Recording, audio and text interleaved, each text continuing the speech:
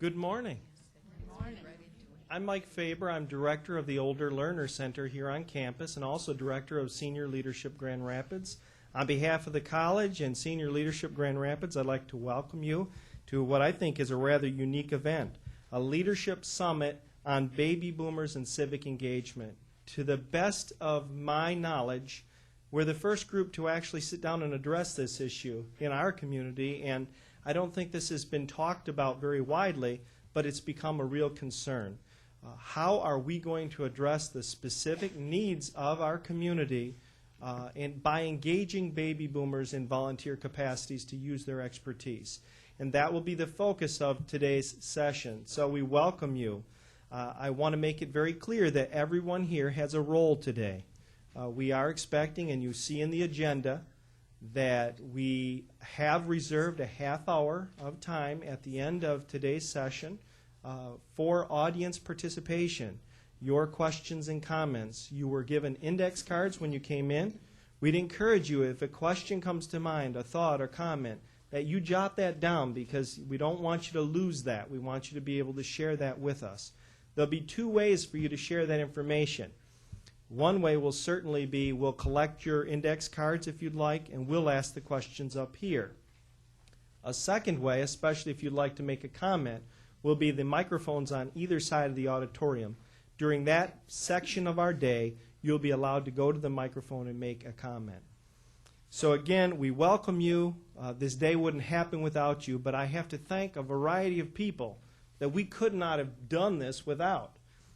And first and foremost, I want to thank the Senior Leadership Grand Rapids Advisory Council. Can I ask Advisory Council members in the audience to wave? All right. And there are a few in the back working. These are the folks with the name tags with the little blue ribbons on them. If you have any questions during the day, they're the people to see. This event has been 11 months in the planning. So this isn't something that happened overnight, and it's due to their extreme efforts, and I applaud them for what they've done and their foresight for seeing the importance of this topic and what we're doing today. I also have to thank our sponsors. We couldn't do what we do in senior leadership without some funding support and other types of support. Our lead sponsor is the Area Agency on Aging of Western Michigan, and we're very grateful to them for their financial support of senior leadership.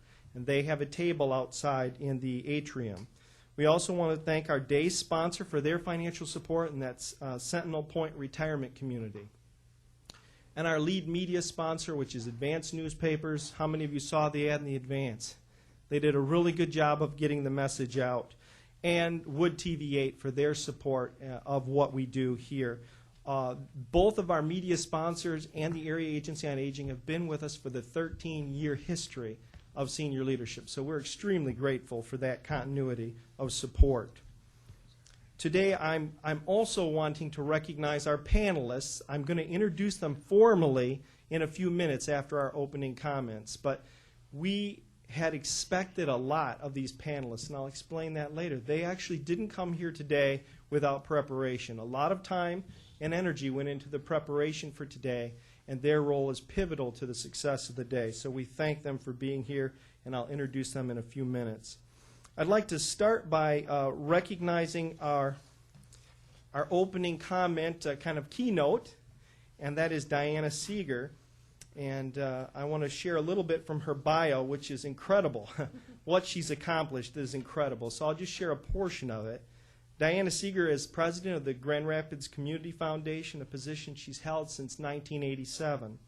In her role, she's responsible for the leadership, management, strategic planning, and development of this dynamic community foundation. She provides strategic community leadership working with current and potential donors and corporate leaders, key community organizations like us, and the community at large. She's also involved in this huge list of not only local community efforts and associations, but national. She has 2 honorary degrees. She has a Doctor of Humane Letters from both Aquinas College and Grand Valley State University. She has such a long list of honors and awards, I couldn't even begin to list them all. She was named by the Grand Rapids Business Journal as one of the 50 most influential women in West Michigan in both 2004 and 2006. She received the Leadership Grand Rapids Distinguished Community Trustee Award in 2001, and again, a wide variety of awards. Her leadership extends more than 31 years, and I don't even think she's that old. And she has a passion for excellence in making a positive impact in every facet of community life. And on a personal note, I want to thank Diana for being here. Today is the start of her vacation. And she's taken time out of this busy planning for a Mediterranean cruise. So I'm envious to be with us today. So with that, I'd like to welcome Diana Seeger.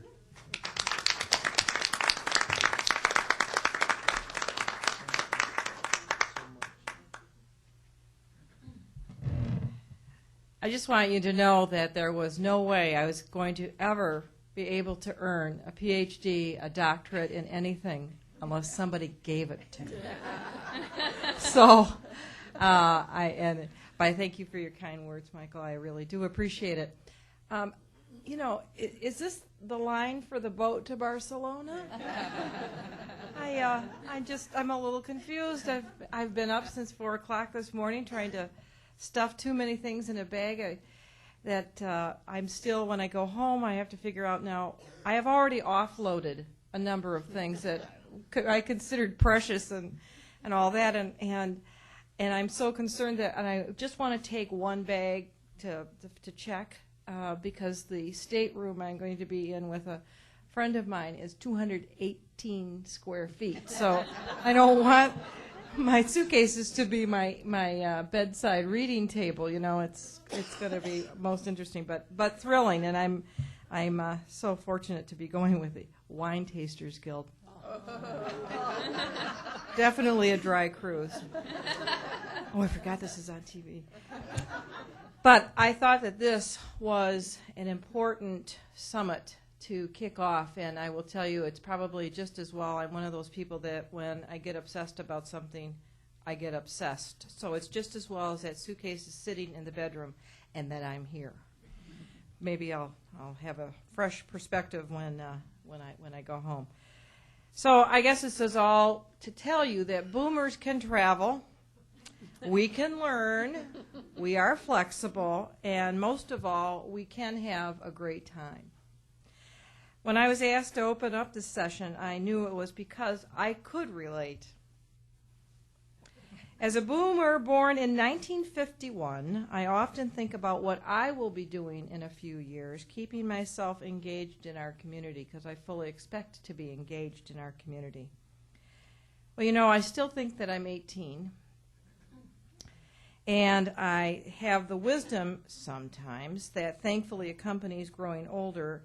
And yet, when I look in the mirror, I want to see the young woman I was.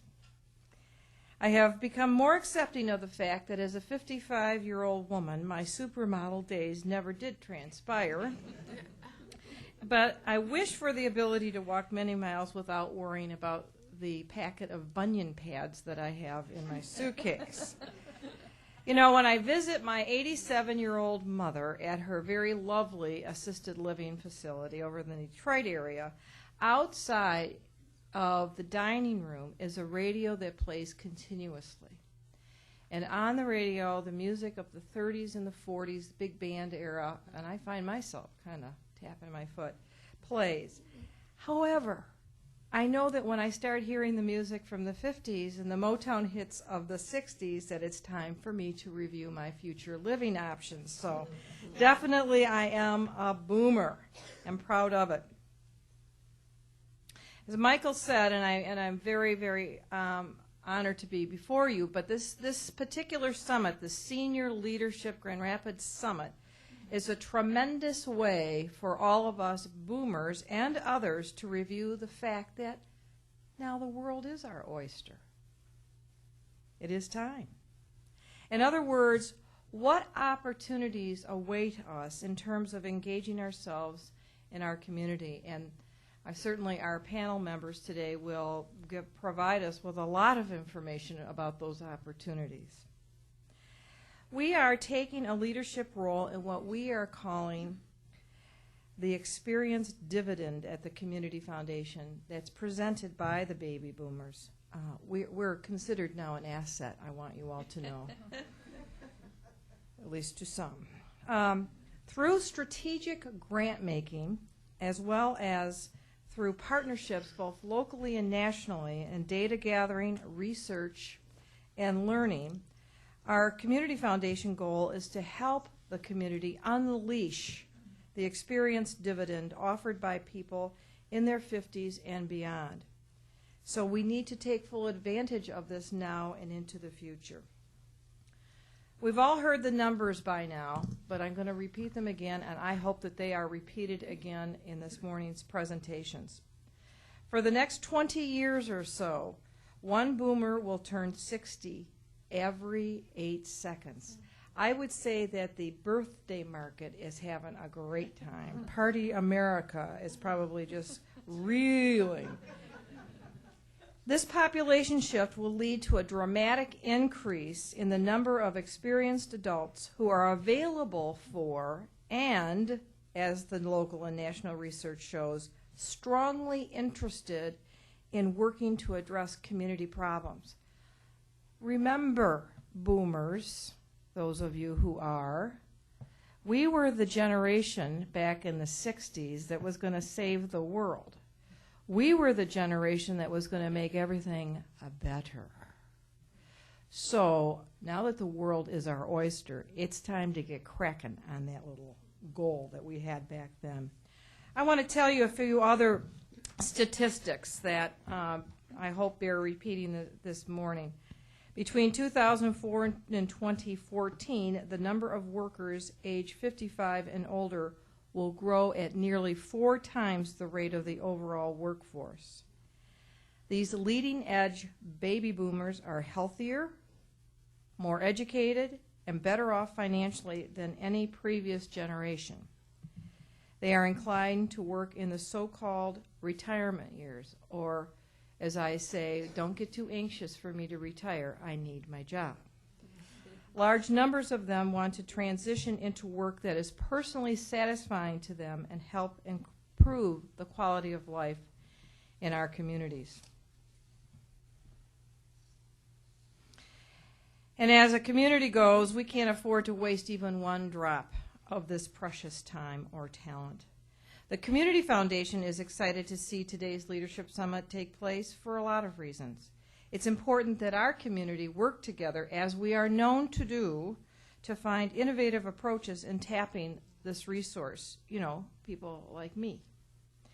I know that the discussions today will really help move work forward, and taking full advantage of this experience dividend will take the commitment and investments of individuals and organizations throughout the community. On the resource table out in the foyer is this wonderful report called Unleashing the Experience Dividend. And it outlines what the Community Foundation has been doing in the area for the past year. This isn't an advertisement for the Community Foundation, but it kind of is. But it is a resource that I think all of you will find very interesting. Written in a very interesting and engaging manner by Jeannie Hosey and Dottie Clune. It outlines 5 demonstration projects which we funded as part of our commitment toward tapping the resources of experienced adults. And it also talks briefly about a community assessment completed this past summer. The person who's heading this up at the Community Foundation is not a baby boomer, but she certainly gets a lot of advice from baby boomers. Kate Luckhard Schmid. In partnership with a large international foundation, private foundation, Atlantic Philanthropies, the Community Foundation completed this local assessment on how ready Kent County was to tap the talents of the boomer generation. We identified a number of challenges facing our community, but we were also quite heartened and overwhelmed by the strong local interest found on the part of boomers to really tackle these challenges. Our local nonprofit leaders have also shown a tremendous willingness and desire to move this work forward. And the foundation is committed to walk alongside them and support all of their efforts. The document that I held up previously includes a reference to our website where you can download the full community assessment to learn more about the specific challenges that were identified and also learn about the potential strategies which have been developed to address these issues. We're currently determining our next steps in this work and looking forward to hearing from the panel and from all of you on how to approach this work and what we can do to help in all of our activities. We look forward to working with all of the partners in this room, and through conversations like this being held here today, we hope that you will help us and help these organizations continue to build a strong agenda moving forward. As I said before, the time to act is now, and I'm sure you will be hearing from us in the coming months on how we intend to do what we intend to do based on what we're hearing from all of you. It's a continual conversation, so stay tuned. There's a conference that is occurring on February 22nd, 2008 at Grand Valley for the Arts and Science of Aging Conference. I think I just want to go to find out what that all means. But our 5 demonstration projects will be highlighted at that conference, and they're going to be, we're going to have lessons learned reported back at that conference. So exciting times to look forward to, exciting panel to hear from, great topics to get engaged in. And I would just say, Michael, that Senior Leadership Grand Rapids is a great organization, and I'm proud to have been able to kick off this event this morning. And as the mission of senior leadership proclaims, quote, to develop and empower mature, I suppose that would be debatable, adults to assume leadership roles that contribute to the well-being of the community, end quote. Today's Leadership Summit on Baby Boomers and Civic Engagement goes a tremendously long way to address that critical mission. So here's to your great morning, and here I go off to Barcelona. Thank you.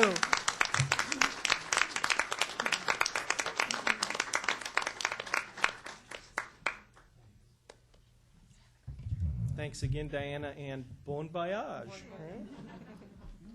All right. We're moving into the next stage of the morning, which is kind of the overview of what we're going to do. If you look in your packets, there is a handout that lays out our purpose objectives and the questions that we are addressing today, so you might want to take a look at that now. That will be the focus of the remainder of the day, and so take a look at that handout if you haven't already done so. What I'd like to do now is introduce to you the people who are going to be involved in this and kind of lay out sort of the ground rules, because from this point on I become the timekeeper. And that's a role that's sometimes given to me because I'm a taskmaster. So, all right. I want to introduce Henry Holstag. Dr. Henry Holstag. Would you stand, Henry? Dr. Henry Holstag is a nationally known sociologist and gerontologist, author in the field, well-known presenter. He taught for many years at Calvin College. He is emeritus from Calvin College, but he still teaches there occasionally.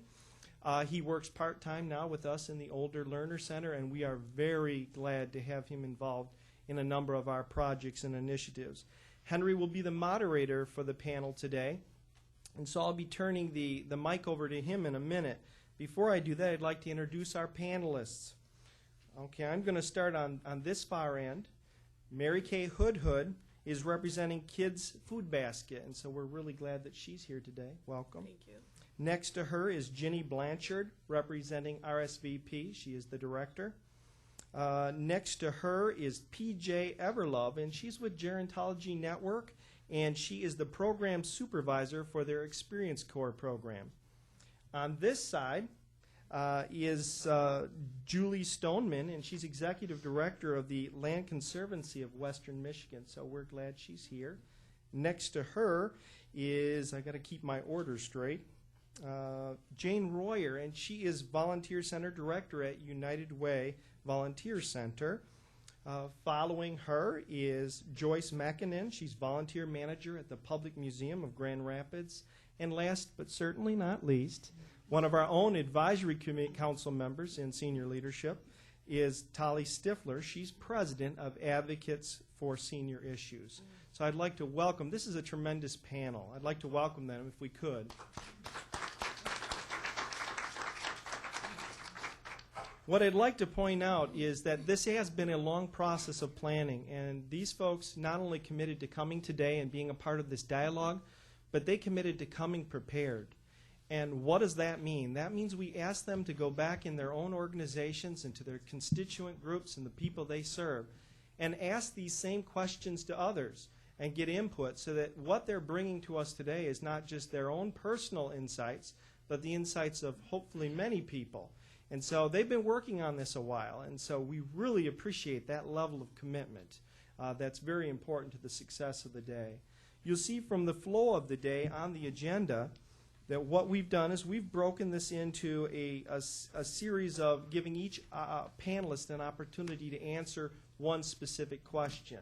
So after Henry does a brief introduction, each panelist is going to first address the answer to question number 1 from their organizational perspective. Then for each panelist, and I'm going to reiterate this for panelists, you will have on question 1 up to 3.5 minutes. And I'll be the timekeeper in the front row to keep you on track. For questions 2 and 3, then they're going to get approximately 5.5 minutes, up to 5.5 minutes if they need it. I've already explained to the panelists if they don't need the full time, that's fine. Because any time we save after the break, we're going to come back, reconvene, and the panelists then will get the first opportunity to dialogue and interact with one another. So if we save a little bit of time, that will just enrich that time for them to ask questions and make comments to one another. The last half hour of our morning, we're going to open it up to those of you in the audience. So throughout the day, again, write down your questions, write down your comments, and either choose to come to a microphone during that period of the day or to hand us your questions and comments, and we'll read them from up here.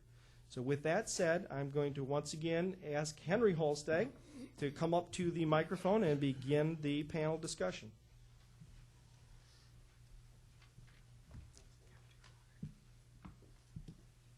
Good morning. I feel like an outsider with all of these vivacious baby boomers. A baby boomer I am not. To me, the good music is music of the 30s and 40s, the swing music. We're going to talk about baby boomers, and I was asked to make a few remarks about the baby boom generation. I'm going to bring in a little negativity, then end on a hope of enthusiasm. Everybody in this room who's literate, and all of you are, know that the baby boom population consists of all of those people born between 46 and 64. 76, 77, 78 million. Tremendous bulge in the population. We may have a little problem there because I talk to people who say, wow, will we have a lot of volunteers from that bulge in the population? Now watch out. Listen to the following. Most of the baby boomers don't want to retire from employment. 70 to 80% of baby boomers want to continue employment, full-time or part-time. They want to be employed, make money. Their view of themselves is, I don't want to retire. Now that's important also because you may not believe it, we soon are going to have a labor shortage. The reason for that is the baby busters aren't large enough in numbers to replace the baby boomers. And therefore, as the baby boomers reach retirement age, they can't be replaced. Hence, there will be more work for them than for people who are older. And they want that. So we don't necessarily have here a lot of people retiring looking for something to do. In addition to that, many of those baby boomers are going to have aged parents they're going to have to take care of for two reasons. One reason is longevity. We are living longer and longer. And the other reason is the aged population today does not want to go into nursing homes. They are resisting that. I don't know if you are aware of the fact that percentage-wise, every year there are fewer and fewer people going into nursing homes. See, there we go, right there. Good. What do? They want to age in place in their house, and who's going to take care of them? They are called children. And those are their baby boomers. They're going to retire, and they're going to take care of their parents. In addition to that, baby boomers have to take care of their grandchildren for several reasons. The average American couple today is dually employed. 70 to 80% of American couples are dually employed. They need help with taking care of their children. 40 to 50% of all first marriages end in divorce. 50 to 60% of all second marriages end in divorce. 90% of child custody goes to the mother who has to be employed. Who's going to help her take care of those children? The grandparent. That is the one who's going to help her take care of the children. So these baby boomers aren't going to just retire and say to you, do you have something I could do? They think in their minds they're going to be employed. They are going to help their parents. They're going to help their children. Two other factors in regard to the baby boomers.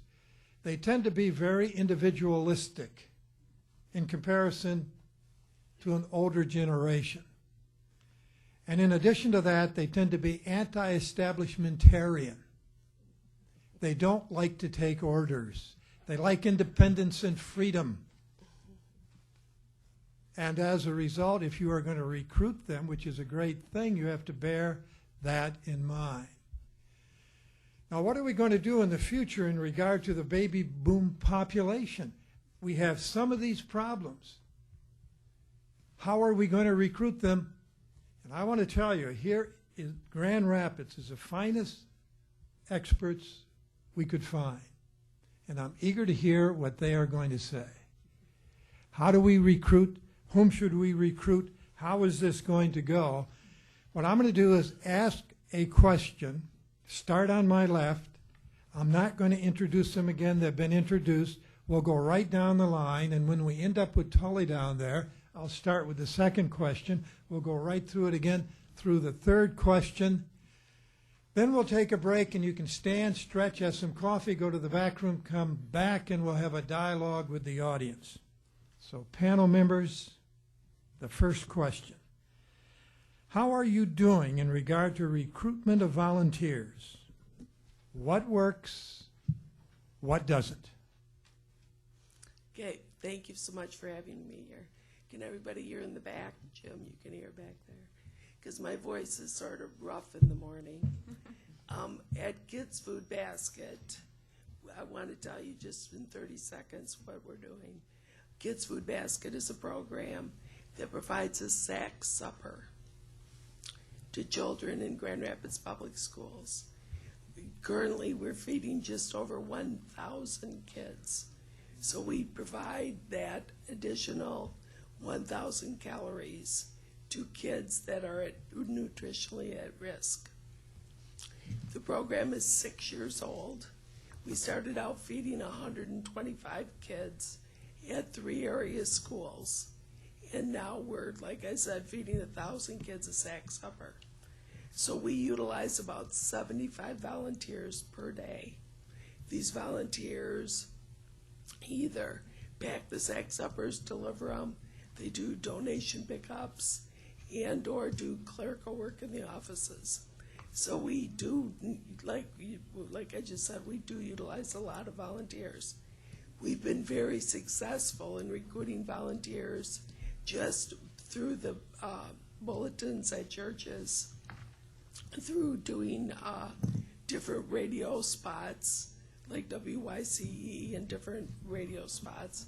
But the greatest way that we've recruited volunteers is by word of mouth. And that's what always happens. If somebody comes down with like a Boy Scout group, then they'll go back to their school, and then the youth group will come. And so that's always the best way that we've been able to get volunteers. So that's what really works. We have started scheduling people in the evening, always being flexible and having lots of different volunteer activities is always good. And it's always, you know, if you can provide any weekend positions, that's always helpful too. Because like Henry said, you've got people who are still wanting to work or staying in the workforce. So if you can provide a situation where you have evening hours, Sunday hours, Saturday hours, then people really rise to the occasion. So another thing that really works is if you've got a specific task force and you know that people can commit to volunteering for 6 months and they have a specific goal, that's always a good way to recruit volunteers also. One of the things that is always a challenge is to making sure that if it's a meaningful position, then you'll get people to come back. But if in the kids' food basket, one of our problems is that the children that we're serving, it's an anonymous thing. So usually most of our volunteers don't have personal contact with the kids.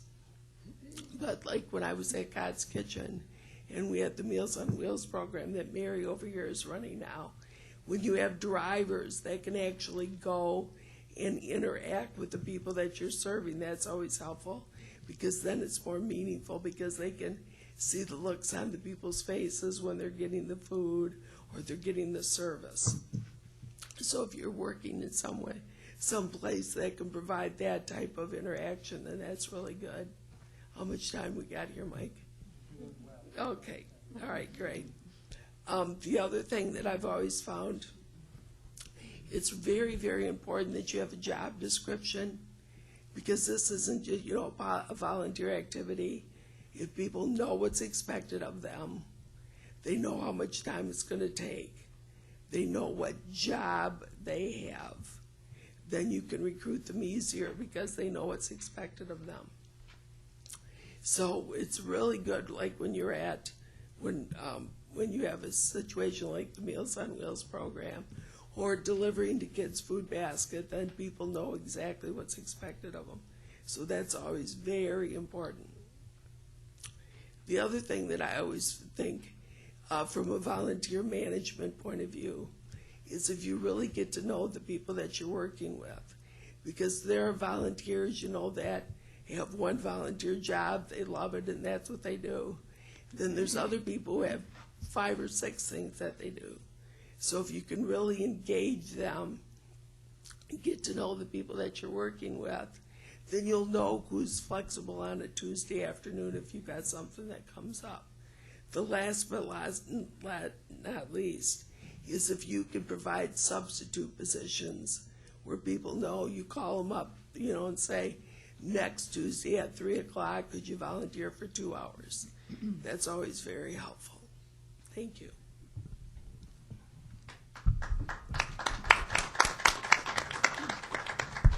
Well, now that she's covered everything, I can leave. Told you would. Being the director of the Retired and Senior Volunteer Program, we have approximately 1,200 seniors that last year volunteered over 300,000 hours in Kent County. That's amazing. Gives me an incredible insight working with these people for 10 years of just what seniors and volunteers do in this community. However, I too am a baby boomer. The most important part of this first question is what works and what doesn't. Recruitment in general is a work in progress. It's constant. It's forever. But if any of you have ever taken a public speaking course or have ever had any pre-law courses, the first thing they teach you is to know your audience. This probably could not be more true than when it comes to baby boomers. We are a strange breed of cats, and we're real proud of that. So it's going to take a long time before we can ever completely define recruitment processes that work. It's going to be hit and miss, it's going to be hunt and peck, and we're going to make mistakes. But the truth of the matter is, it's going to work because we are as generous as our parents. However, don't compare us to our parents. Almost as important is stop calling us baby boomers. It sounds like we're going to either explode or implode any minute. And I'm too tired for that today. I don't know who's going to come up with a better definition for who we are, but that baby boomer stuff's got to go. Don't expect us to do what our parents did either. I go back to the senior volunteers that I work with now. We have a lot of people that knit and crochet and make almost every child that leaves a Grand Rapids hospital, excuse me, has something one of our volunteers made. My generation isn't going to do that. I have to sew on a button, I go shopping. I don't knit and crochet. And that's not saying a whole lot for me, but anyway, my mother did, my grandmother did. Our generation doesn't do that. We need volunteer opportunities that make us feel secure. We need volunteer opportunities that will accept our feedback, will let us tell you what we want to do. We don't expect a lot, but we expect it often.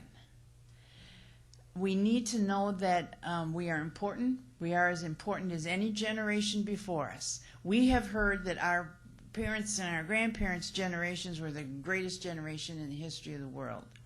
So are we. But we're called boomers.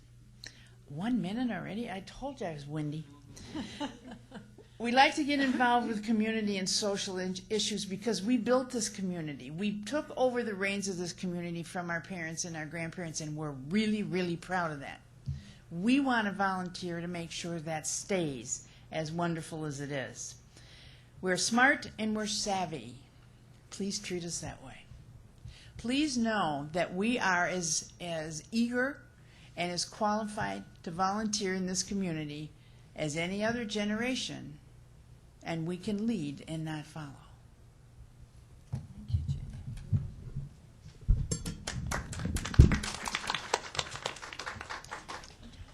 Well, these two ladies are a tough act to follow, and I'm fairly new at this. So I just want to start out by explaining that I've been with Gerontology Network for 2 years. It has been in existence for 30 years, and today I'm here to really discuss our Experience Corps program, which is a high intact tutoring program for kids K through 3. Before I go into that, I would like to discuss the fact that we have 4 volunteer programs that include seniors, some low income, some not. We have the Senior Companion Program, which puts retired low-income seniors out into the community to interact with other seniors in need of help, whether it be personal home companions, ride to the grocery store, working in the vet's home. Some of them work in the community centers. Wherever they seem to have a need for a senior that is in need, they're there to help. One of the other groups is the Traveling Grannies and Grandpas program. That's been in existence, I believe, for 17 years, and that, again, is a community outreach program by the seniors that we hire as volunteers. Foster Grandparents Program is probably our largest and most active program at this point. We have a total of approximately 75 volunteers in that program. They are low-income seniors, and they do receive a stipend for committing to 20 hours a week. These are the folks you've probably heard of from your kids and your grandkids, because we give the foster grandparents to the school systems, and they create this commitment and this relationship with these children, and the results that we've seen is just mind-boggling as far as the progress that these kids are making because of the one-on-one. Experience Corps is the new baby. It's a brand new program. We started 1 year ago. Is today the 5th, October 5th, 1 year ago. We put our first group into the school systems. We are required to go into only 2 inner city schools this year, Jefferson and Southeast Academy. We started out with about 12 members, we call them, not volunteers. They commit to 15 hours a week, and they work with kids K through 3 on a tutoring program. I'm going into the second question by giving you more information on this. Just let it suffice to answer the question of what works. As we all know, the best way to get information around is just word of mouth. We don't get a lot of media attention, which we would like to see improve, but word of mouth is the best way for us to get new recruits. We have people bringing their sisters, their aunts, their daughters. It's not uncommon to see 2 generations of a family working within one of our volunteer programs. What works for us so well with the word of mouth is by giving them adequate preparation. This includes a 3-day, 5-hour-a-day orientation, including a reading specialist. We give follow-up training by monthly in-service meetings, classes whenever they're offered. Next week I'm taking 7 volunteers to a class on boys and girls learning differently. Staff supervision and support is very big, and we treat them like professionals because they are. And we bring them dignity, and we honor and respect the wisdom and experience that they have gone through. Thank you.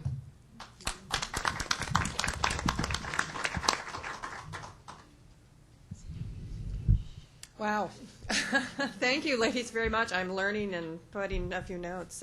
Again, I'm Julie Stoneman. I'm director of the Land Conservancy of West Michigan. What we are is a strange little beast. We're a land trust, and our mission is to keep nature nearby through the permanent protection of natural and scenic lands here throughout West Michigan. We serve an 8-county area. So we're frankly in the real estate business, and our volunteer needs are all across the map.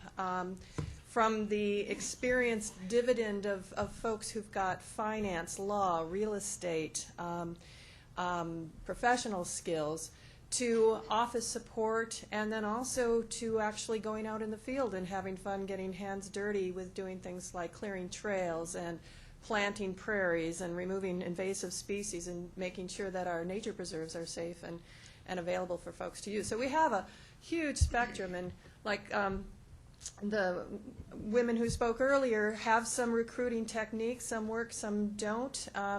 We try to promote every which way we can. Word of mouth, I agree, is probably one of the more powerful ways. But we also have built an extensive electronic listserv throughout the community that's probably got over 1,300 people, so that we can promote any upcoming or immediate volunteer needs that way. Also, literature, brochures. Every time we do a community presentation, we stress the fact that we do have volunteer needs in our community. And I agree totally that, especially with routine and day-to-day volunteer needs, all those things are very important. Job descriptions, matching people to the job, having a chance to do some orientation and interviewing to find out what the volunteers are really interested in is really important. But for our organization, we have a little bit of luxury in providing some flexibility for people to explore what they want to do, because we do get a lot of people who just come to us not because of a specific job need we have. They just come to us and say, I'd like to volunteer. What can I do? And oftentimes we try to put people in boxes because of their background or experience, and it just may not work. So we do try to find ways, and the best example I can give is that we have a CEO of a local company, and I would love to have his leadership experience and his business experience on our board of directors or elsewhere, but no, he wants to restore a prairie at one of our nature preserves. So he's doing that very successfully, and I think it's just a great illustration of helping to find people, if you can, fit a specific role that you might not have even thought about, but they thought about and wanted to do for us. So.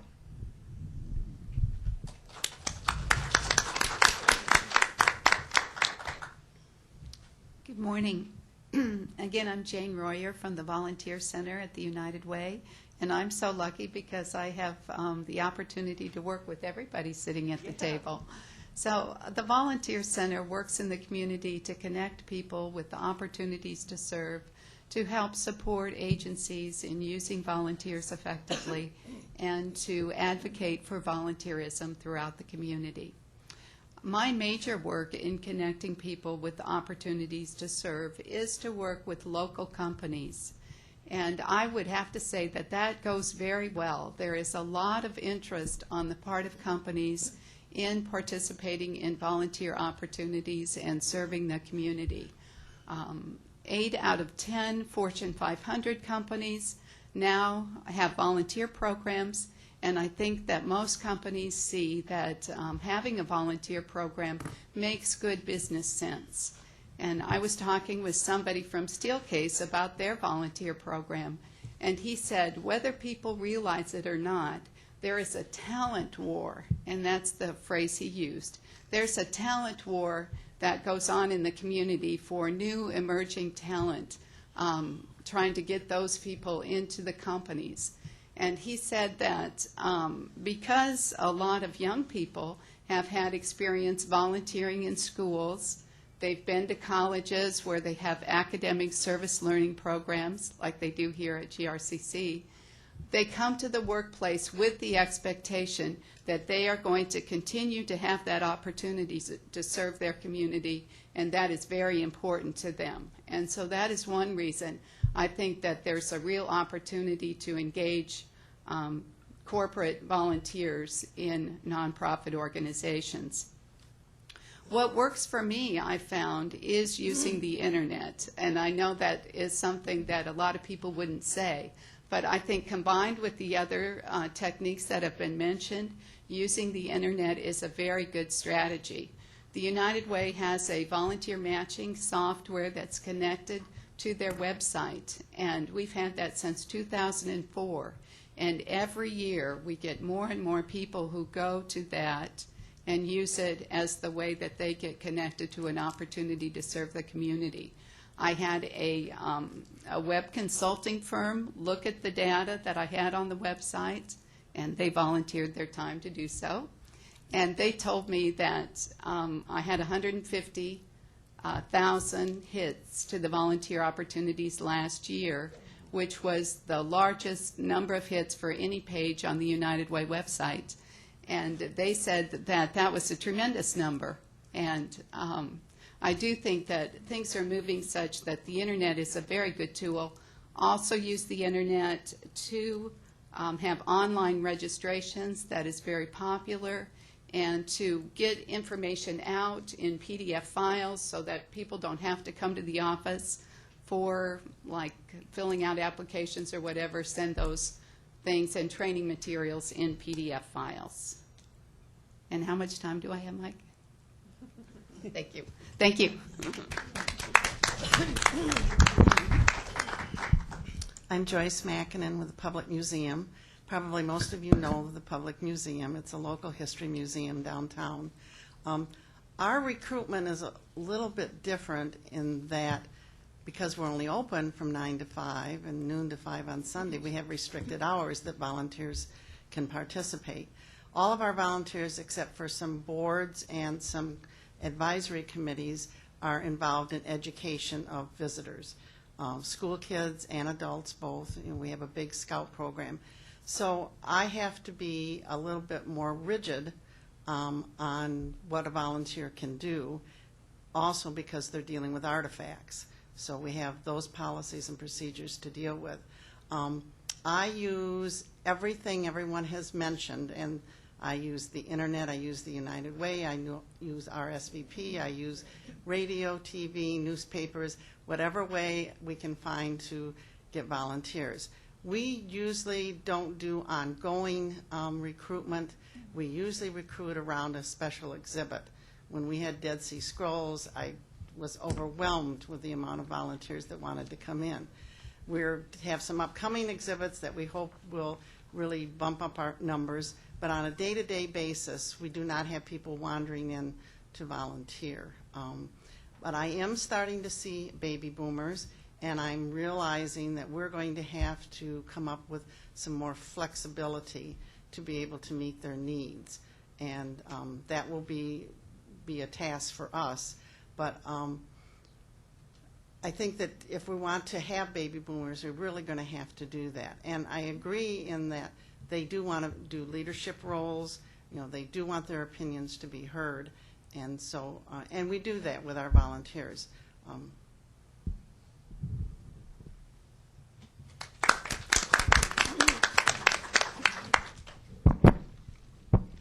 Good morning. I asked to go last because the group that I represent, the Advocates for Senior Issues, is a little bit different than the other groups that have gone before. Certainly, volunteerism is a very important part of civic engagement. Our group actually is involved in legislative matters and that type of civic engagement. So we're a little bit different. It also is a little bit different in that The question that asks how are we doing with recruitment is a little bit hard for me to answer because we don't do a lot of recruitment. And I think there's a reason for that, maybe. Number one, we're an all-volunteer organization, except for some members that represent, they're on staff, actually, with the groups that they represent. Outside of that, though, we're all-volunteer group. And just so you get some idea of what our group is about, I'll read you the definition from our brochure.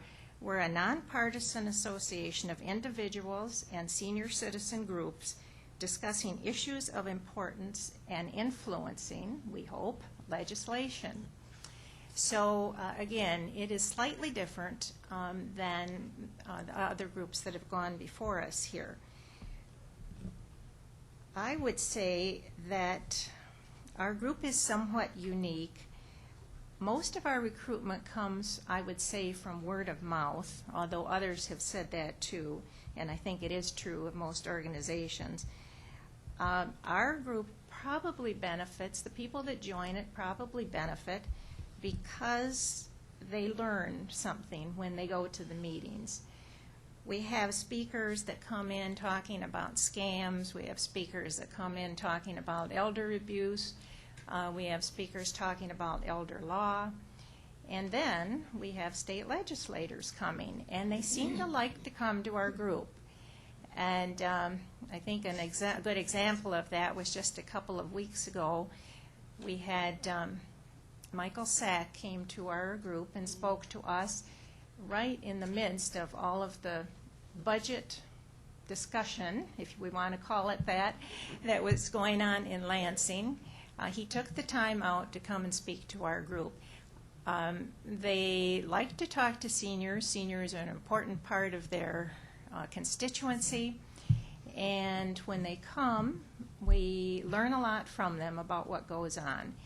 So again, I probably will have more to say on the other two questions that come up, but I think people that join our group self-select. They're interested in this particular subject, legislation and legislative issues. And I will say baby boomers may be somewhat challenged if they're still working, because we do meet in the morning. We meet the third Friday of every month in the morning. So that would eliminate some people who are still working. Thank you. I told you these are very experienced people. I've written down 20 suggestions already of how to recruit people. Now, I have a problem on question 2 because of the last 2 words, if you see those. Yeah, but courageously I shall just go ahead. How do you see your current volunteer recruitment situation in relationship to engagement of those people born between 1946 and 64? I want to help you out, Jenny. They do listen, you see. I can learn yet. Yes, you can. Okay, at Kids Food Basket, we have a lot of children that come in, repack or pack the food for the kids at the schools that we serve. And their mothers and fathers that bring them there would be within this age group. So providing, like I was saying before, the flexible situations where we have Tuesday, Wednesday, and Thursday evening volunteer groups that come in, Saturday morning, Sunday afternoon types of situations where we can accommodate families that want to be able to come in and volunteer. One innovative idea that we came up with this last summer, and I use the word we very loosely because our volunteer coordinator at Kids Food Basket came up with the idea that we would hold an open forum where on Tuesdays and Thursdays from 1 to 3, if somebody wanted to come and volunteer to pack some food or repack some food, they didn't have to sign up. They could just show up. Now, the good part is then you're making you're providing a situation where people can become aware, but they don't have to commit to something every week.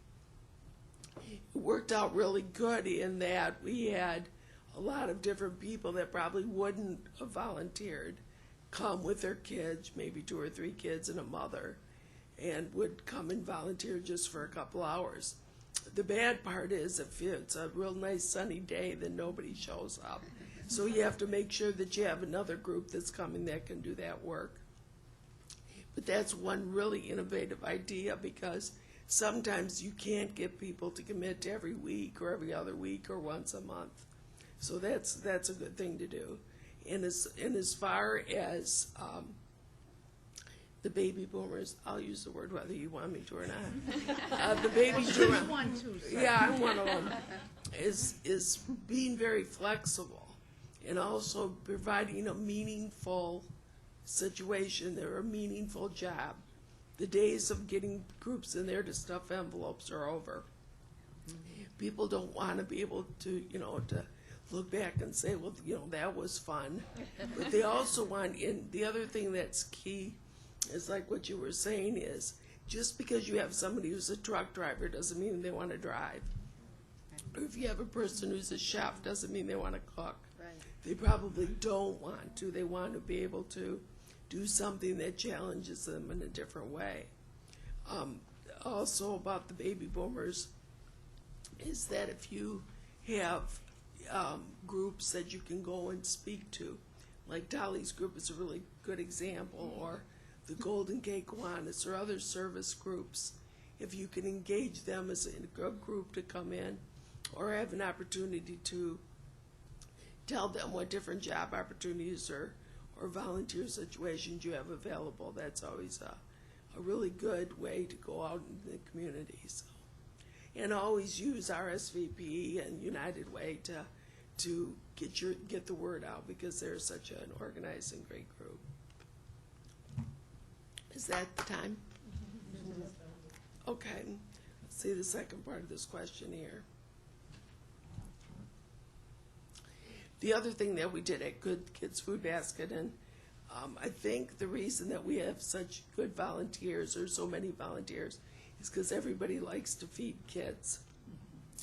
After I left God's Kitchen, I was at Disability Advocates of Kent County, and that was not such an easy group to either have them volunteer, because a lot of people with disabilities have limits, but also because the jobs there wasn't a specific volunteer job that people had to do. So it's always great if you've got something that people can be engaged in, also, like I said before, meet with the people that they serve. So, okay, you're on. Okay, I'll say it again. I'm done. The mission of the Retired and Senior Volunteer Program is very, very simple. We exist to provide meaningful volunteer opportunities for anyone aged 55 or older. Never in the history, the 35-year history of this program, has that meant so many different things. There were very few people 55 interested in volunteering. They were still working. So one of the main premises for recruiting volunteers for our program or any other program is to first accept the fact that nearly all practices and policies in place now will have to change. I went to a conference one time. It was an incredible conference, but the most important thing I got out of it was change the people or change the people. We need to change. We need to stop thinking the way we used to think. Baby boomers are the fastest growing national resource in this country. Now, most people might think those are pine trees, but we are the most fastest growing national resource in this country.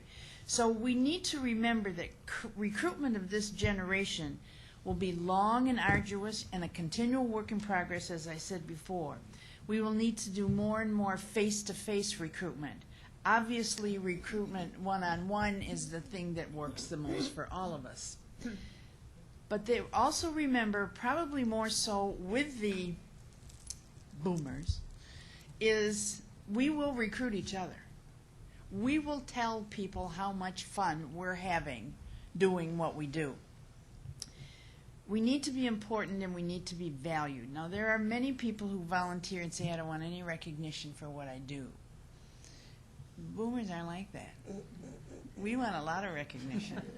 And that's one of the policies I was referring to earlier. It's things like that that have to change. We are such a giving community. Volunteering is part of who we are. We start volunteering the minute we get the chance. And we're very, very proud of that. And we're very good at it. So are the boomers. So is my generation that has lived through generations building the foundation of volunteering in this community. We are so lucky. It isn't true with many other communities, not just in the state of Michigan, but around this country. Boomers will not embrace direction as easily as my parents do. We don't want to be told what to do. We want to tell you what we'd like to do, and then you kind of figure out how to do that. With that then comes an additional ownership of the actual act of volunteering. They take on the initiative of identifying the volunteer position or the volunteer opportunity, then they take on the ownership of doing it. If there are changes to be made, they take on that ownership. So basically, I'm kind of hoping that my position is going to get a whole lot easier because all these baby boomers are going to tell me what to do, so I don't have to work so hard anymore. But the recruitment of baby boomers in the future is going to be, in large part, up to baby boomers. It's going to be certainly the partnerships and the collaborations we have with other agencies and other programs throughout the county or throughout the community, but it's also going to be input from these people that we want to volunteer, and we want to provide these opportunities for them. Remember, too, that every agency, every program you work with, the Retired and Senior Volunteer Program works with 215 agencies in Kent County. Every single one of them is having the same problem. It is a condition that is pervasive, isn't it? And it's not going to go away. It's going to be here for years and years and years because this is one of the widest spans of generational identification in the history of the world. So the agencies that we work with now are going to be facing the same thing that the museum faces or United Way faces. We need to work together. That's such a big issue, I feel. Of course, we take great pride in having so many partnerships, but that's going to be more important in the future than it is now because we need to collaborate. We need to be able to identify what you see as an issue, what I see as a solution. And these partnerships are only going to grow and be more favorable, and in turn will recruit more volunteers.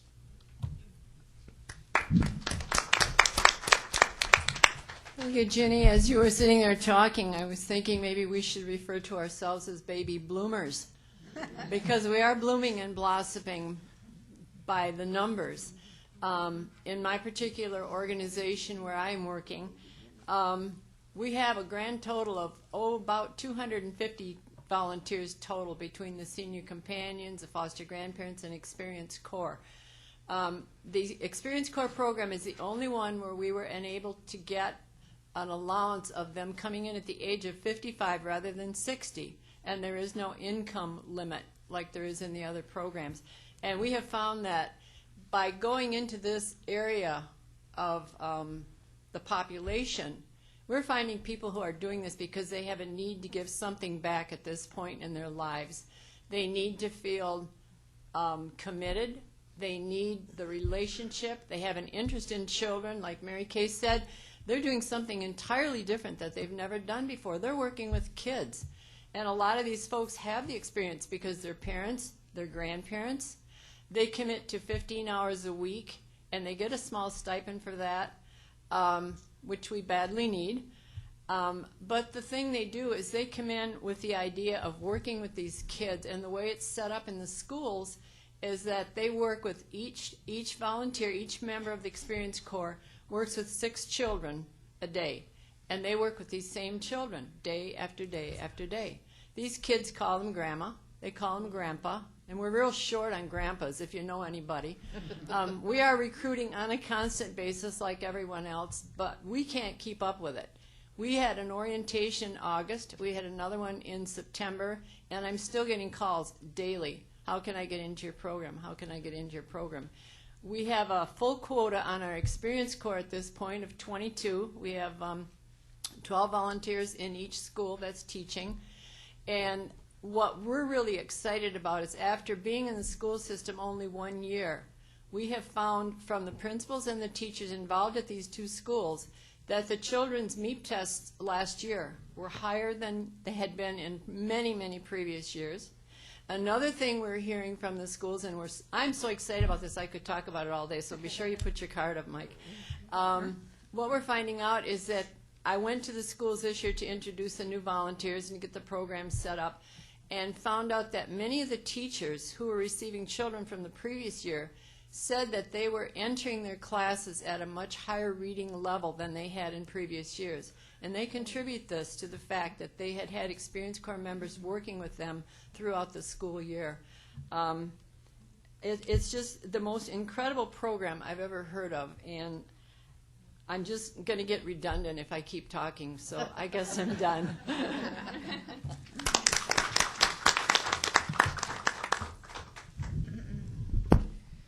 Well, I think number one, passion and commitment to your cause is a great recruiting tool. So I'm ready to jump over here and sign up. So that sounds very exciting. When I was asked to participate in this panel and I looked at the questions and the topics, I went, I guess I should be thinking about this because frankly, I have not. We do not recruit volunteers or specific ages for our volunteer work. We have volunteers of all ages, and it just hadn't occurred to me to think really thoughtfully about this experience dividend. And so I'm really glad to be here just to listen to some of the other panelists and their ideas and their suggestions we have. I would say, though, that, and this has been brought up earlier, I think with this particular age bracket, that peer-to-peer recruitment is going to be very, very important. Most of the volunteer leadership we have, board of directors, committee chairs, committee members in our organization are in that age bracket of baby bloomers. And they provide the majority of our volunteer leadership. And most of that recruitment is done not through advertising, not through any other means, but peer-to-peer. And so I think that I need to go back and take a real hard look at how we could perhaps institutionalize that a little bit, maybe make some stronger, I don't know, just practices in terms of the peer-to-peer recruitment. And it just makes sense, too, that often peer-to-peer we're also talking similar age to similar age. And that's one of the best ways that we get people right now of that age group involved. And I think that's probably the only really constructive thing that I can add at this, because I'm just eager to learn from others in terms of their specific recruiting processes.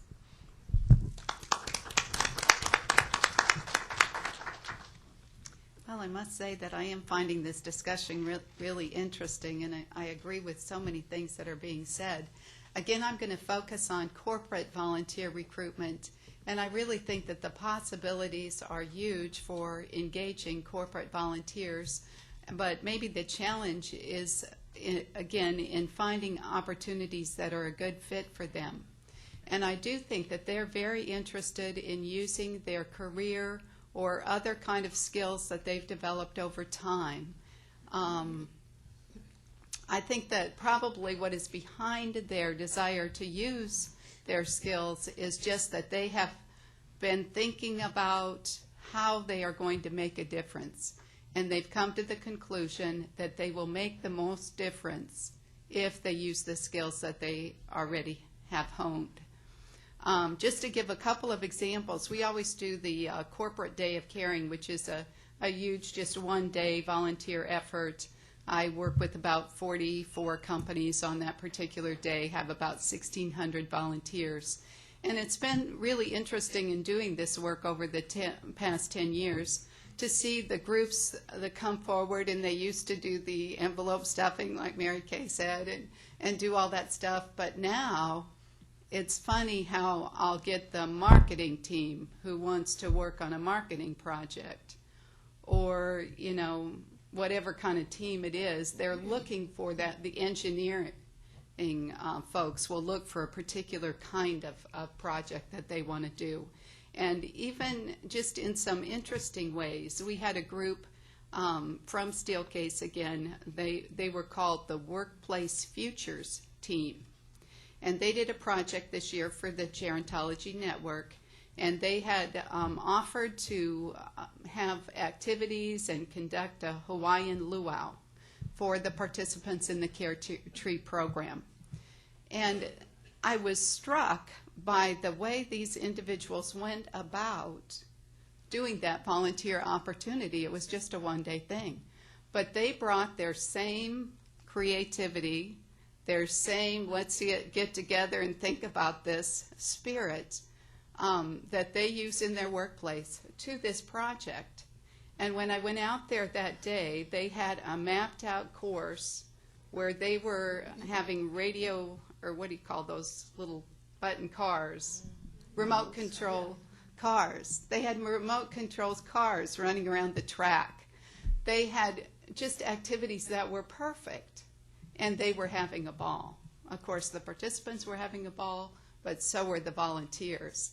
And I thought, isn't that wonderful, how they are bringing their particular creativity and skill for this project. We had a wonderful mural painted by a group, by a design team. And so I do think that the possibilities are there if we try to think in terms, again, of what we're asking people to do. And like both Mary and Jenny said, you have to kind of think, flip-flop it. I'm not asking you to support the work of my organization. I'm sort of opening the door for you to come into the organization, and I'm going to support the work that you want to do. There is a difference there. So.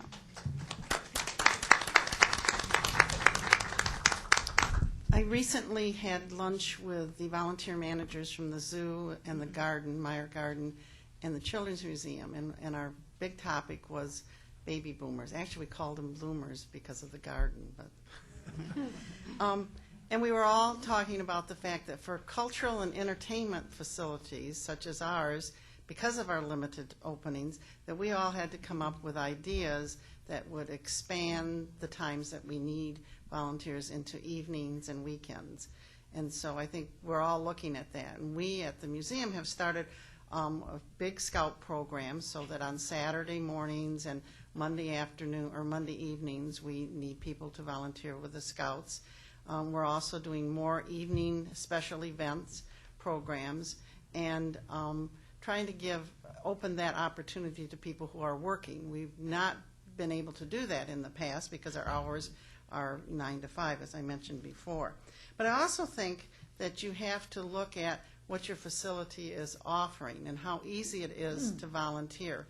And when I talk to people about volunteering at the museum, I always talk about it being the public museum, and so that it should be open for everybody to come in the door and volunteer. So we have no fees to volunteer. We offer free parking, which is a rarity for volunteer opportunities downtown, and it's covered. It's a ramp, so it's really nice. We also offer benefits like discount at our gift shop, discount at our cafe, which if a volunteer needs to stay for lunch, that helps out. And the other thing that we really work hard on, and I think that's something we have forgotten to mention today, is recognition. Yes. You know, I talk to volunteers, we have a volunteer lounge just on the first floor, and my office is right in that volunteer lounge. My hours are spent with the volunteers, and I know my volunteers extremely well. I know their cats and dogs and their children and grandchildren. And I often talk to them about what they want out of volunteering, and they never will tell you that they want recognition. But they do. They really do. They want to feel appreciated. So a volunteer community really has to spend time on figuring out recognitions. And sometimes it has to be a big event. I mean, Jenny has a huge lunch that she does. we do a very nice sit-down formal dinner for our volunteers, but you also have to do funny little things. And I know that many of you probably are aware that the city stopped funding the Public Museum a year ago, and so we've had some very difficult up and down financial periods, and I was trying to figure out how am I going to make this more fun for my volunteers. So last February I bought a bunch of little teeny yo-yos that had hearts on them, and I packaged them up and I gave them to my volunteers with a note, "Thank you for staying with us for the ups and downs." So you have to think of those things. And what all of that relates to is retention, which is something I don't think we've also touched. If you can retain volunteers, you don't have to recruit as many volunteers. So I spend a lot of time on retention, and I have volunteers that actually came from the museum on Jefferson over to the new museum, who maybe have been, Alice, how long? 22 years. So if you can do those two things, and at the same time, look at your program and figure out how you're going to welcome in these new volunteers, what you're going to be able to offer that will interest people who are working, because up to this point you've really only had retired people, and make it so that they will want to volunteer, and then they will do the word of mouth thing for you.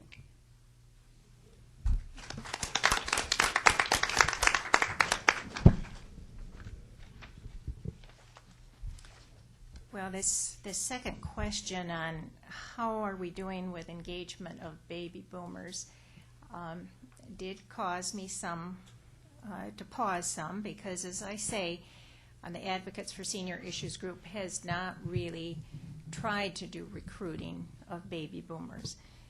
But it's not something that we have focused on. But the definition of our group is for seniors and those concerned about senior issues. So we're open to anyone, and certainly there are many, many baby boomers who have aging parents.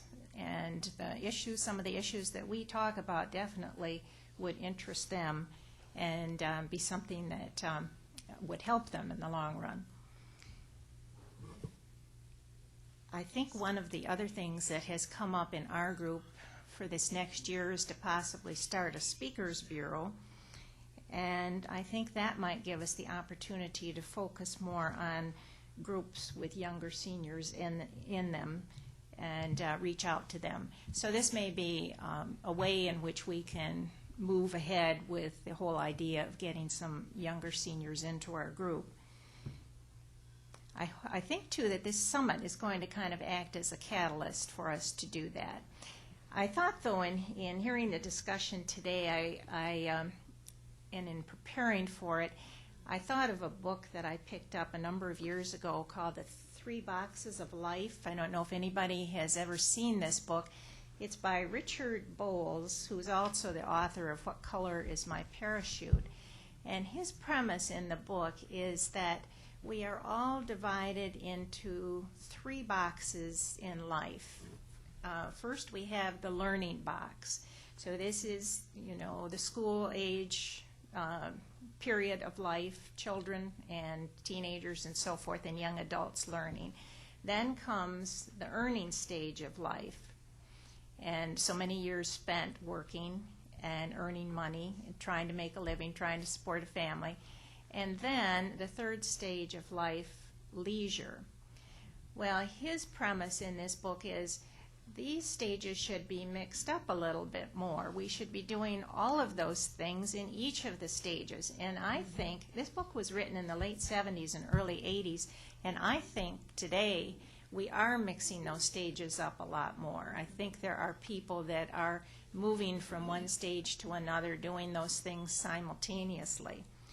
So, when we look at the statistics, that more than 75% of the boomers plan to work beyond age 65, and this was according to a Merrill Lynch new retirement survey, it just goes to show that certainly boomers are not just looking at leisure, they're looking at incorporating some work in that leisure. So again, that's going to present somewhat of a challenge to those of us that are in volunteer organizations.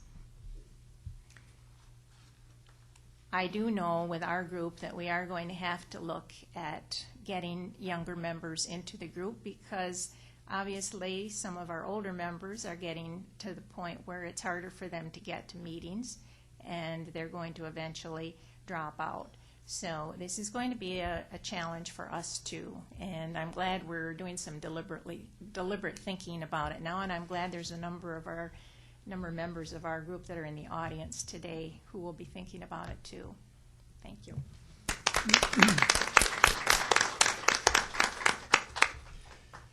The last question has some redundancy in regard to the other questions. What are your conclusions and recommendations regarding the future of baby boomer civic engagement within the community? I'm going to be a little unfair here. Could you make that as specific and clear as you possibly can? Tremendous ideas have come out. I'm sure you've written many of them down.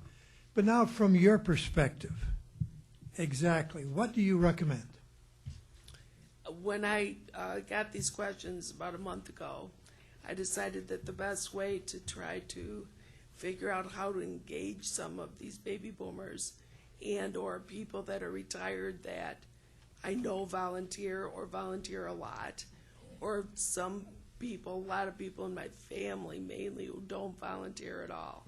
So I did a little mini survey to talk to people who are volunteering and people who aren't volunteering to see what motivates them to volunteer.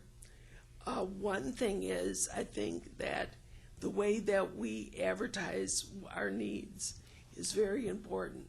One thing that I always do whenever I advertise in a bulletin, and if you utilize bulletins like the Firefighters News or some of these factories have newsletters, people who have flexible schedules who don't always work 8 to 5 every day.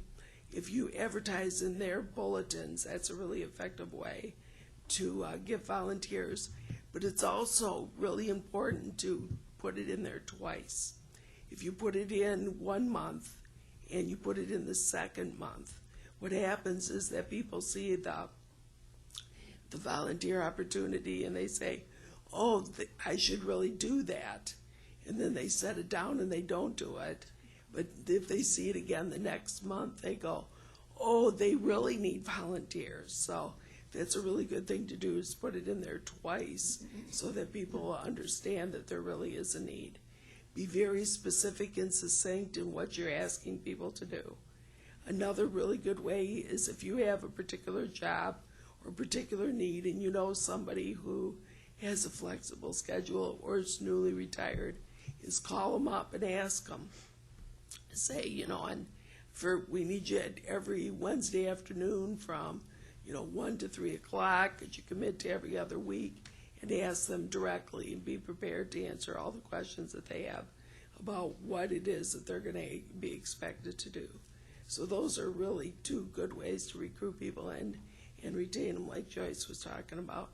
The other good thing that I wanted to remind what Jane was talking about is there are many corporations around town that when they have their slow season, they'll let volunteers or they'll let their employees come and volunteer for half days or whole days, or a lot of times around the 4th of July they might be slow, and so if you can engage the human resources at some of these different businesses around town to let their volunteers come above and beyond the day of caring, that's always a really effective way to get people that are younger on board with your mission. And let's see, what else was it? The other thing that people are saying is that they love to volunteer, and I think it's good if you remind volunteers or newly retired people who have all this time on their hand, is that if they volunteer, let's say 10 or 15 hours a week, that helps them organize the rest of their time better. Because if you just got all the time in the world to do everything, then you say, well, I can do that tomorrow, but if you know that you're going to have a half a day of volunteering tomorrow, then it organizes your time better. The other thing that I thought was really interesting is, especially when I was working at God's Kitchen, is how many wives would call up when their husbands were retired. Saying, my husband's retiring next week. What do you got for him? So it's, yeah, really. Could you use them for like 35 or 40 hours a week? It's so true. That is so true. And then there's my husband. He says that he's the president of the Forced Volunteers of America, because he wouldn't volunteer for anything, but he's volunteering. He's going to volunteer plenty, as if I have anything to say about it. So there's always that key, is always go to the significant other and say, we've got this volunteer opportunity, and they'll be your encouragement, they'll be your cheerleader. So that's my bit of wisdom about the whole thing.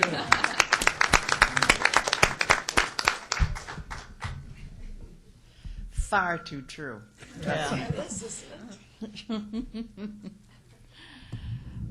I have always contended that volunteering is one of the most personal things you ever do in your life. I'm a maven of the English language, and my favorite word is choice. You make a choice to volunteer. As the panel here can attest, those of us who provide volunteer opportunities have to address that, have to speak to it, and have to acknowledge it when it comes to recruitment. Volunteering is physical, it's emotional, it's spiritual, and we have to find ways, whatever that means for your group, to attach your volunteer missions to every one of those responsibilities.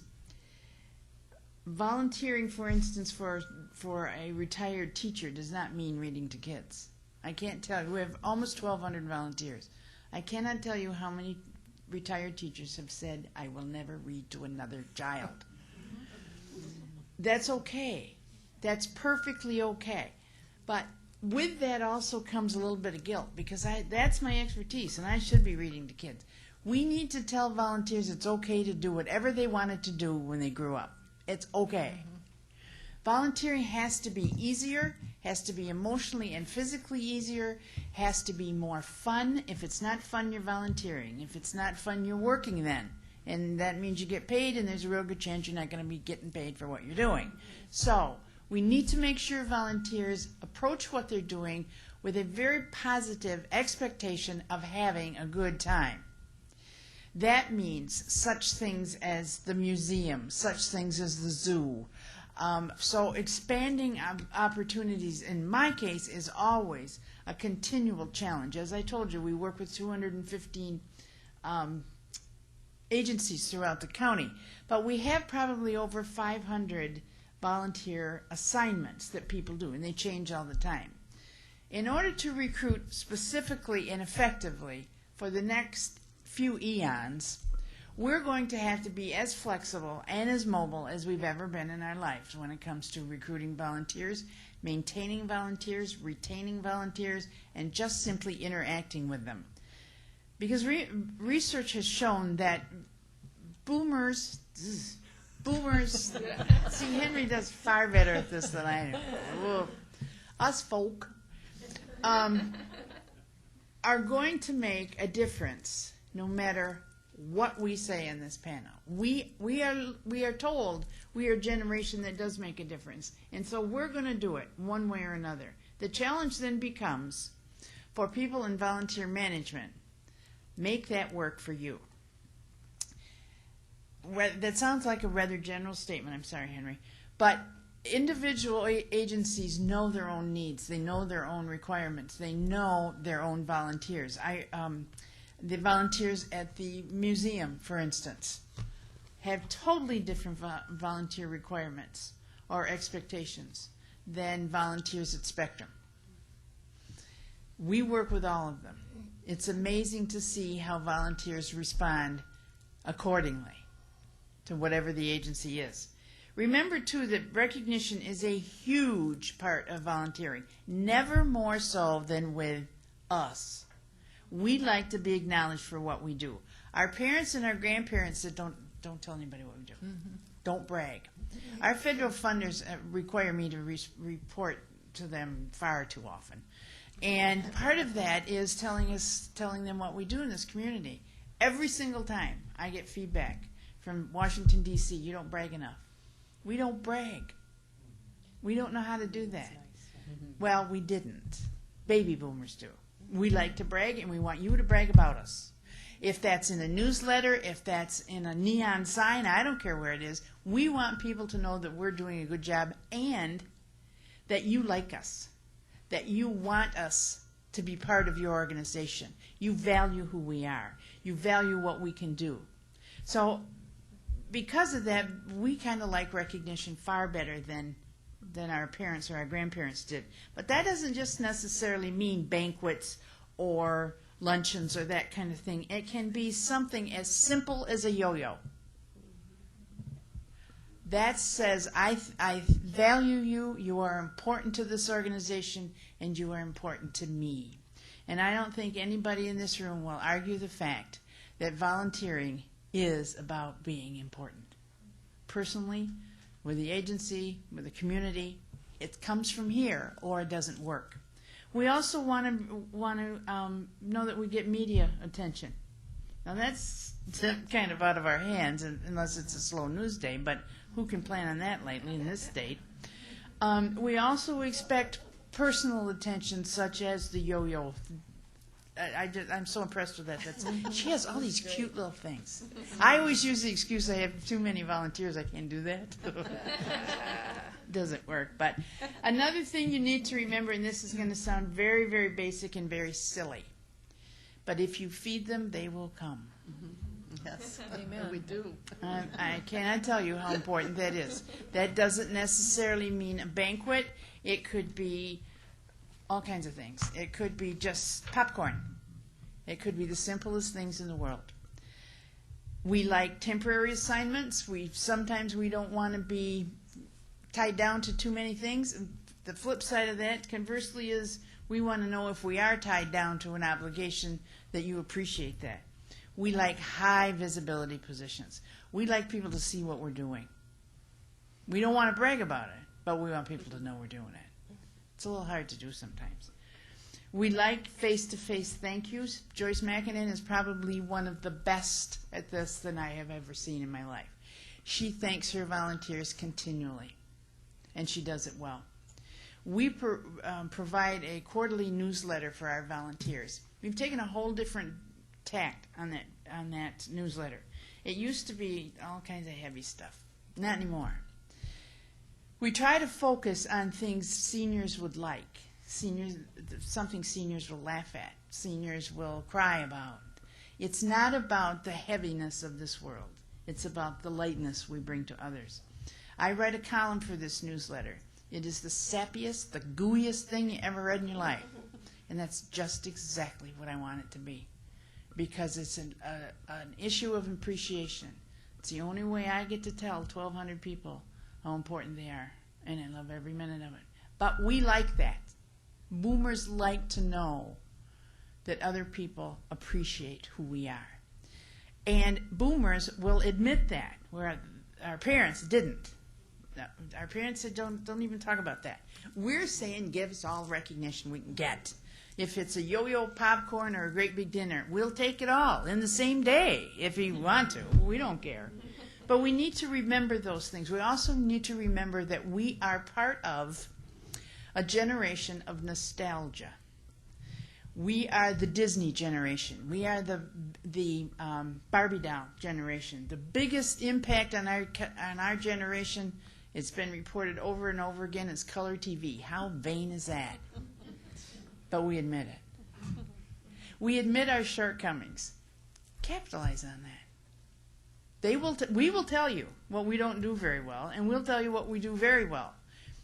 Again, all of this goes back to the personal interaction within individual volunteers, what you want from them, what they want, and how that mix is going to work. It's one-on-one, it's face-to-face, it's personal, and it's fun. Thank you. Thank you, Jenny. That was great. I've always been one who believed that the key to success is to find a hole and fill it. And we are, the individuals, are going to fill that hole that has been so badly needed for so many years. There's no end to what we can accomplish as a group and as individuals to make an impact on our community. And in the process, generally, we'll get back more than we give. I hear stories day after day after day about the volunteers that I'm involved with that are involved with the children in the schools. And wherever they go, their grandma, if they're seen in Myers, if they're seen at Kmart, their grandma, no matter where they go. And for the rest of their lives, they will have impacted these children. And these volunteers not only are teaching these children their lessons, they're teaching them the old values that we grew up with. And I think this is so important because for such a long time, we have given children back a power that they should not have. And I think as volunteers, we can take back a little bit of that power and retrain these children to respect the values that we were brought up with. I don't know where that came from. That just is way off track from what I started to say. But we keep our volunteers for a long time.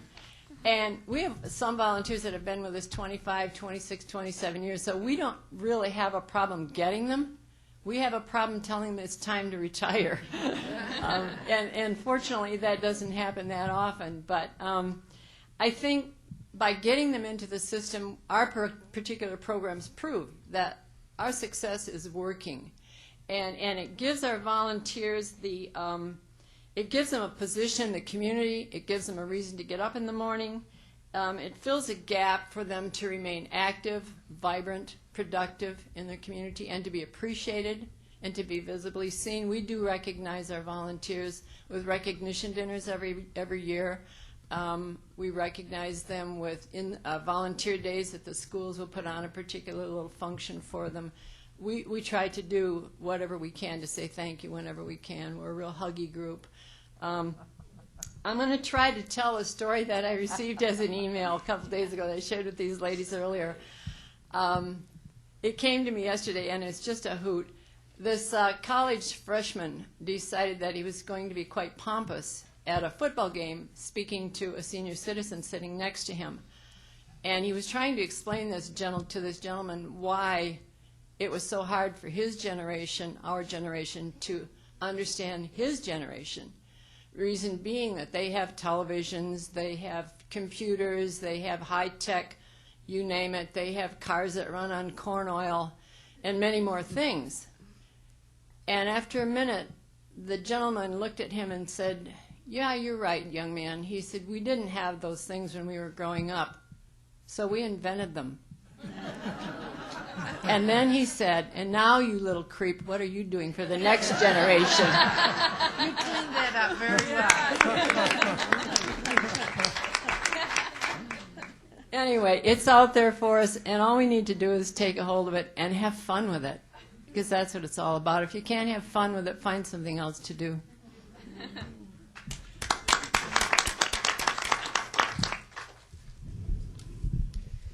Well, I think of my own experience and to the question of keeping baby boomers or engaging baby boomers for the community. When I got out of school and I was sort of still fishing around with what I was going to do for the rest of my life, and I had jobs that I would consider underemployed for my education, I started volunteering at the West Michigan Environmental Action Council, as a matter of fact. And my mother was horrified. She said, "You do not do that. You go out and get a real job. And you do that for many, many years, and then you go out and volunteer, and that's what you do."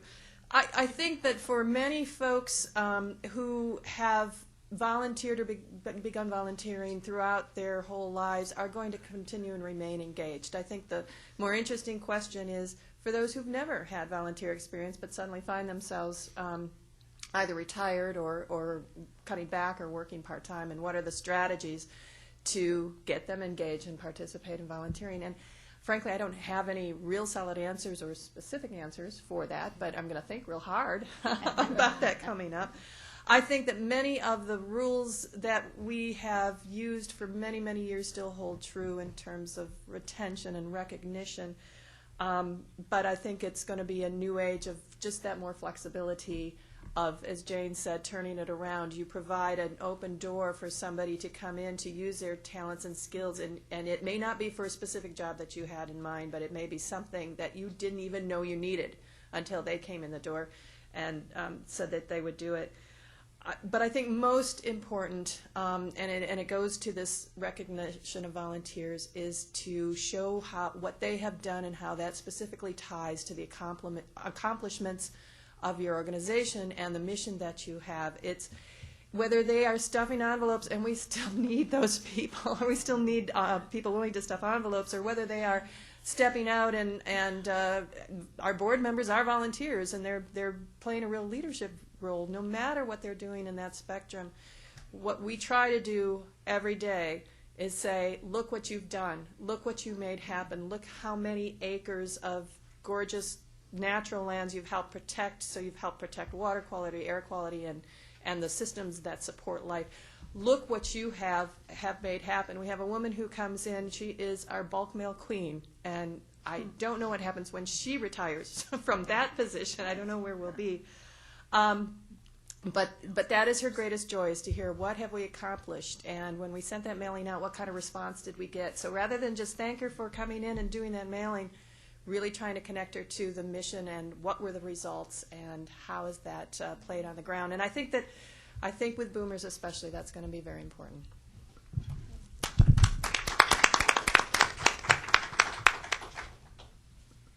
I do agree that connecting people with your mission is very key. I also think that there is a tremendous opportunity for some significant cost savings coming up. And so I really have two recommendations of what we could do. And the first one would be to raise the expectation of what volunteers can do for you. Maybe think in terms of strategic planning, finance, project management, web design, and as I think others have said, plan for projects that are time limited, and so that volunteers have the opportunity to come in to do that work and then move on to something else. I think they like that. And then secondly, I see that we need as a community to improve the support for volunteer management. The wonderful people that work in this field are not really supported and given the resources that they need to do their jobs. I think too many times volunteer management or volunteer coordinators are the first person, to go in times of downsizing. Too many volunteer managers wear too many hats. They're also the development director and the event coordinator.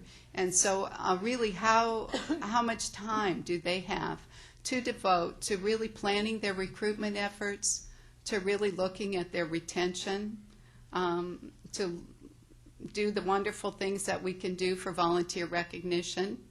My experience has been that the volunteer coordinators and managers are wonderful and know how to do these things. It's just, do they have the capacity to do them?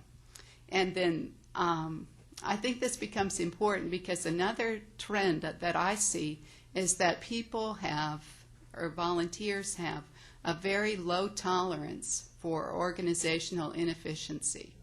So that if you, bring a volunteer in, if you bring company volunteers in or whoever you're bringing in, and you're not adequately prepared for them, they are not going to be happy about that situation.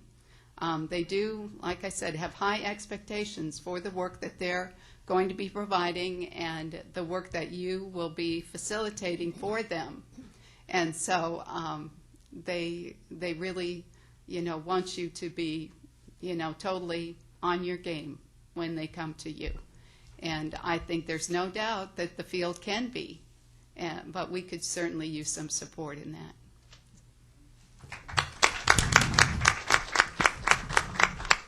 I think most possibilities have already been mentioned, but I'll just reemphasize some of them. Certainly this flexibility issue, you really have to have some type of flexible schedule and enjoyment, that they have fun when they're there.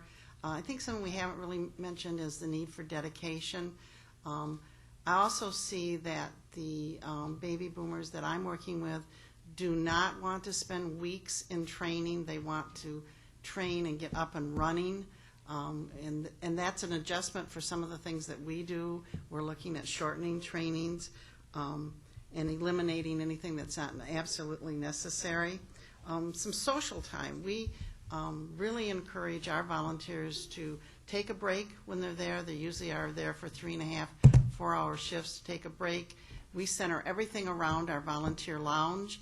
It's there where volunteers sign in, where they sign out.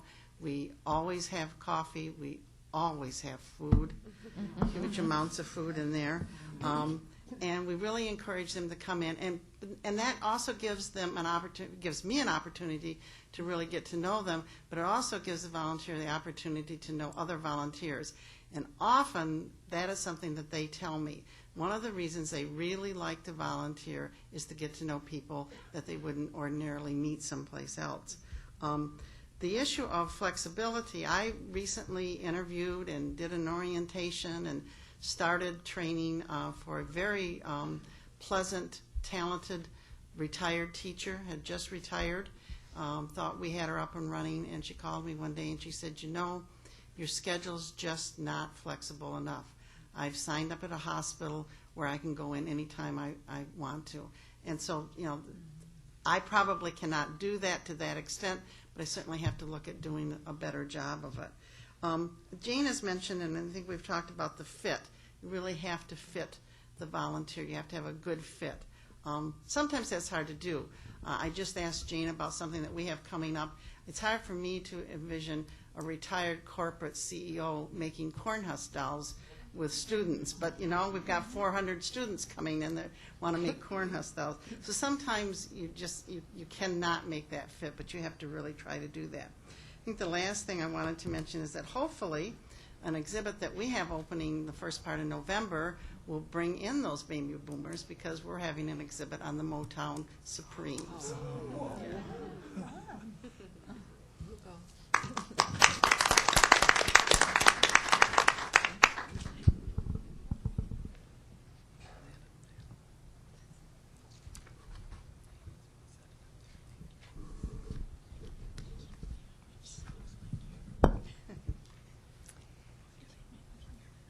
Well, in thinking about a conclusion to what we're talking about here, obviously we have to consider what is important to baby boomers. That's what we've been talking about.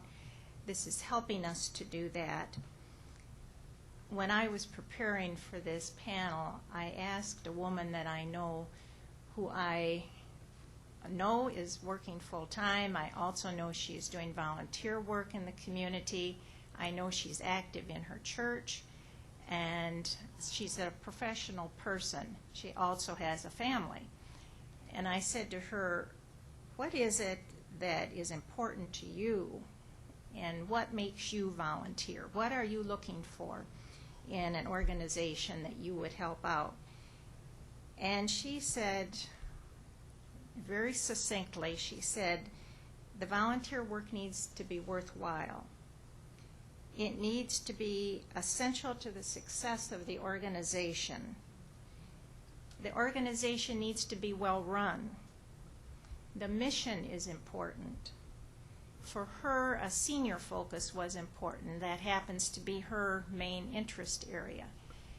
But I thought that that really summed it up as to what people are looking for who are like her, baby boomers, and she fits into that category, working full-time, but also finding time to do volunteer work in the community. I also talked to both of my daughters. One of them happens to be not quite a baby boomer. She was born in 1966. She had an interesting comment. She said that school volunteering, of course, is very important to her, but she said that's no longer a matter of being optional. She said in schools now you're expected to volunteer. That has changed. She said, I don't remember seeing you up at school as much when she was young, although I was there, but we both agreed that probably I was in a PTA meeting. She's in the classroom helping out. So that has changed to some extent. I have another daughter who is a baby boomer. She was born in 1964. Her name is Leslie. I asked her this question.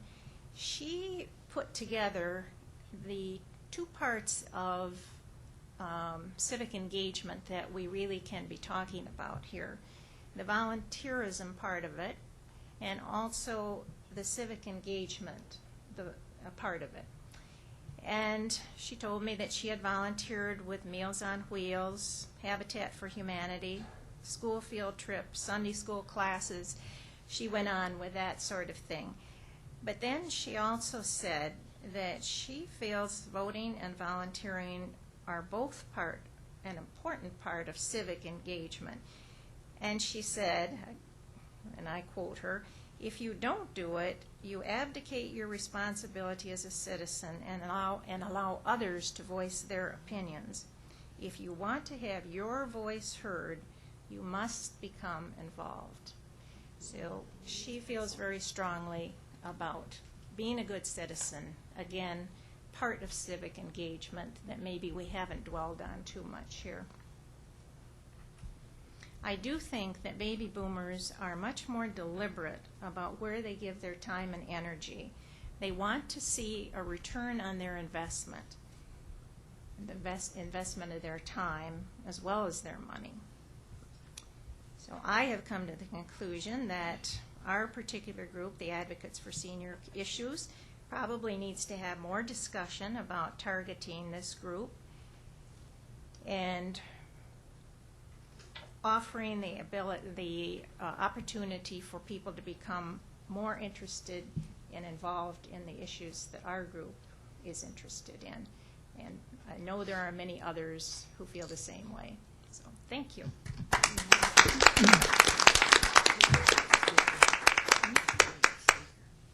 I want to thank the panel. I think they were prepared. The number of suggestions they gave this morning are awesome. I think what we should have done, it would have been interesting to have a major prize for the person in the audience who could write down the most suggestions you heard this morning. Would that be interesting? There were a lot of them. But not only that, they were exciting. They were motivating. I almost, not quite to that point, thought it must be fun to be a volunteer director. There was a lot of ideas. You think, wow, let's get out there and motivate people. They're not finished. It's break time. When they come back, they're going to interact, and I'm going to try to give some questions that'll get them to maybe disagree. During the break, if you have questions or comments and don't want to speak later during the interactive process, write your questions or comments on a card. They will be available. We will distribute them. Don't forget there are display tables out there in the hallway. Visit them. And get up, walk around, stretch, get some coffee, go to the bathroom. See you no later than 11 o'clock, and we'll get this going again. I meant to.